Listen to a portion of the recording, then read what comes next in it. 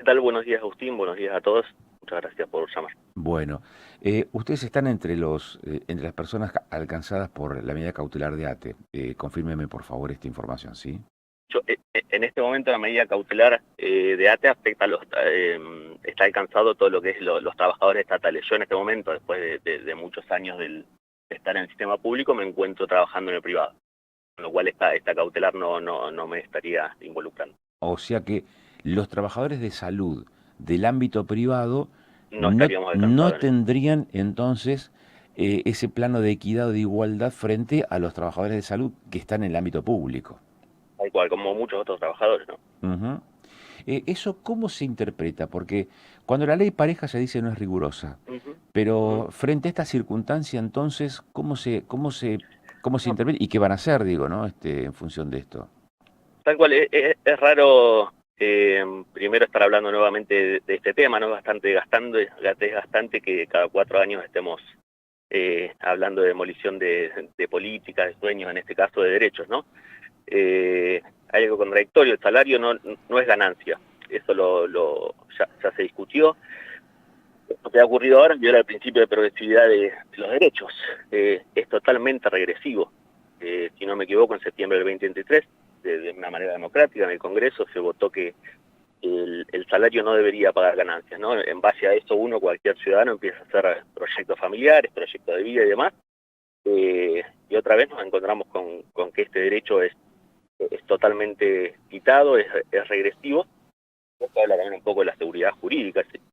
Si bien las empresas la necesitan para invertir para todo, nosotros también como ciudadanos necesitamos tener esa seguridad.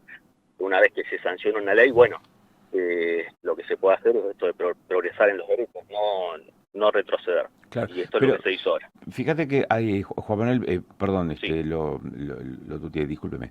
Juan Manuel, fíjese que hay dos aspectos acá. Ujú, Uno es digamos, la consideración respecto del impuesto en sí sobre los salarios, ujú, ¿eh? Si es constitucional, si no es constitucional, si es ujú. pertinente, no es pertinente, si la norma se ajusta o no se ajusta a derecho. Y por otro lado, lo que se está planteando también frente a esta última intervención de la justicia es la inequidad entre personas que se dedican a la misma tarea, pero que lo hacen en ámbitos distintos. Ujú. No dejan de ser empleados también o no dejan de tener esa relación de dependencia, quienes están en el ámbito privado Sin duda. respecto de quienes están en el ámbito público. Y sin embargo, unos son alcanzados por la excepción y los otros no. Es decir, Tal cual. hay dos debates fuertes acá. ¿Cuáles son? Totalmente injusto. Dígame, sí. Y no, totalmente injusto. Vemos que en una primera instancia, petroleros, por el boletín oficial y por la reglamentación de la ley, es el único que está seguro que no va a ser alcanzado en este momento, por lo menos los que están en pozo. Lo de ATE es un gran logro, pero de todas maneras no deja de ser una medida cautelar, ¿no? Que entiendo, si bien no soy abogado ni mucho menos, es algo definitivo. Por un momento se resguarda esto hasta que haya una decisión o positiva o negativa, pero no asegura nada. De todas maneras no deja de ser un logro, ¿no? Pero vemos esta desigualdad, que muchos otros trabajadores van a tener que pagar ganancias, y sobre todo en este caso que conozco, que son los trabajadores de salud, ¿no?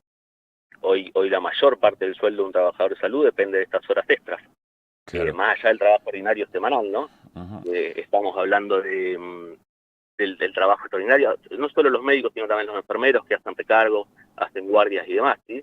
Eh, no vamos a hablar de números, pero sacando cuentas aproximadamente eh, lo que equivale a 2 guardias de fin de semana sería lo que se paga en impuesto a las ganancias. Obviamente no se va a optar por eso, Mm, se va a ter- optar por compartir tiempo con la familia, descanso y demás, más allá de que otro tema a hablar en algún momento son las guardias de 24 horas y demás, ¿no? Que son desgastantes. Eh, ¿por qué ese esquema de guardias tan extensa? Yo me quiero imaginar que si uno tiene que acudir a un centro asistencial por una contingencia, por una emergencia, ojalá sea dentro de las primeras horas de esas 24 en las que un médico o médica está en guardia. ¿Estamos de Eh, acuerdo? Porque llegar sobre la conclusión de la jornada, cuando lleva 20 horas trabajando dentro de una guardia, me da la Es sensación de. desgastante. Sí, desgastante, pero además es de alto riesgo. Digo, no es lo peligroso. mismo la Ujú. reacción de una persona después de tantas horas en ejercicio de la actividad laboral. Me da Sin ninguna duda, es un cambio que se debe poner en la mesa, se debe charlar. En su momento habíamos hablado también de la parte emocional, esto de estar 24 horas después de haber cumplido una jornada laboral es tremendo. Y eso es lo que se vive, además, en cualquier parte del mundo empieza a haber cambios, empiezan a haber esta cuestión emocional de los trabajadores de salud, y vemos que cada vez nos estamos quedando con una sábana de trabajadores más corta. Es complejo el tema y es un tema que hay que ponerlo en la mesa. Tiene que tener una solución. Los trabajadores de salud cada vez son menos, sobre todo en la parte profesional, por este tipo de cuestiones, ¿no? Que en las mesas paritarias siempre se habla del salario, cuestiones físicas, pero lo emocional nunca está incluido en estos temas. está. ¿Ustedes qué van a hacer como profesionales de la salud del ámbito privado, Juan Manuel? No, por ahora estamos empezando a ver cómo nos definimos. Además, estamos igualmente afectados, pero bueno, todavía no se ha tomado ninguna decisión. Ok. Gracias por su tiempo, muy amable.